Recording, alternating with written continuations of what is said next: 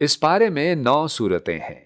ان کے نام یہ ہیں: سورۃ المجادلہ، سورۃ الحشر، سورۃ الممتحنہ، سورۃ الصف، سورۃ الجمعہ، سورۃ المنافقون، سورۃ التغابن، سورۃ الطلاق، سورۃ التحریم، سورۃ المجادلہ۔ اس سورت میں 4 باتیں بیان ہوئی ہیں۔ پہلی بات، زہار کے احکام بیان کیے گئے ہیں اور بتایا گیا ہے کہ کفارہ ادا کیے بغیر بیوی سے تعلق جائز نہیں۔ دوسری بات، فتنہ و فساد والی سرگوشیوں سے منع کیا گیا ہے اور نیکی و تقوی کی باتیں کرنے کی ترغیب دی گئی ہے۔ تیسری بات، مجلس کے آداب سکھائے گئے ہیں کہ آنے والوں کو جگہ دی جائے اور حکم ملنے پر اٹھ جانا چاہیے۔ چوتھی بات، منافقین کی مذمت کر کے ان کے کردار سے خبردار کیا گیا ہے۔ سورۃ الحشر، اس سورت میں بھی 4 باتیں بیان ہوئی ہیں۔ پہلی بات، بنو نذیر کی جلا وطنی کے واقعے سے اللہ کی قدرت ظاہر کی گئی ہے۔ دوسری بات، مال غنیمت کے احکام بیان کیے گئے ہیں۔ تیسری بات، مہاجرین اور انصار کے اخلاص اور قربانیوں کی تعریف کی گئی ہے۔ چوتھی بات، منافقین کی حقیقت کو واضح کیا گیا ہے۔ سورہ ممتحنہ، اس سورت میں 2 باتیں بیان ہوئی ہیں۔ پہلی بات، کفار سے قلبی دوستی رکھنے سے منع کیا گیا ہے۔ دوسری بات، ہجرت کر کے آنے والی عورتوں کے ایمان کی جانچ کا حکم دیا گیا ہے اور انہیں کفار کی طرف واپس نہ کرنے کی ہدایت دی گئی ہے۔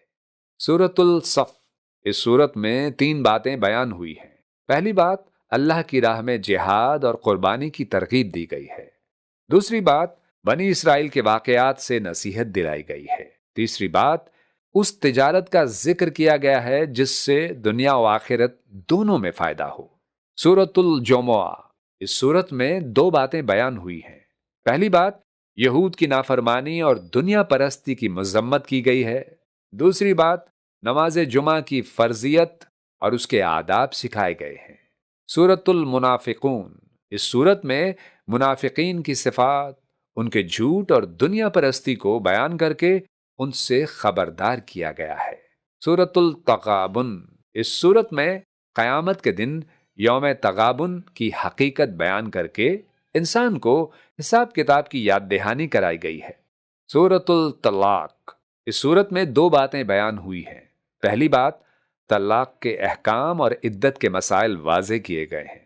دوسری بات، اللہ سے ڈرنے والوں کے لیے آسانیاں اور برکتوں کی خوشخبری دی گئی ہے۔ سورۃ التحریم، اس سورت میں 2 باتیں بیان ہوئی ہیں۔ پہلی بات، ازواج مطہرات سے متعلق بعض تربیتی احکام بیان کی گئے ہیں۔ دوسری بات، اچھی اور بری عورتوں کی مثالیں دے کر بتایا گیا کہ ایمان ہی اصل معیار ہے۔